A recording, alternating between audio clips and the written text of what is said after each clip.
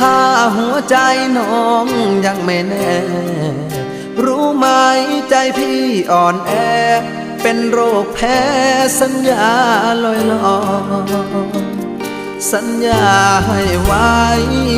กี่ครั้งก็พังบ่อยๆพี่หรืออุตส่าห์หลงคอยหน้าใจน้อยคอยเธอทุกทีสัญญาจริงจังให้ความหวังที่ฝังใจมันจะรักกับพี่ยืนนานปากหวานยืนยันทั้งปีแต่งงานเมื่อพร้อมอย่าหอมยอมใจรักพี่ผลลัพธ์ก็คือช้ำฟรีคนดีไม่มีสัจจาสัญญาเอ่ยมาแล้วก็ลาจากเหลือไว้เพียงซากกาบคำหวานบั่นทอนชีวา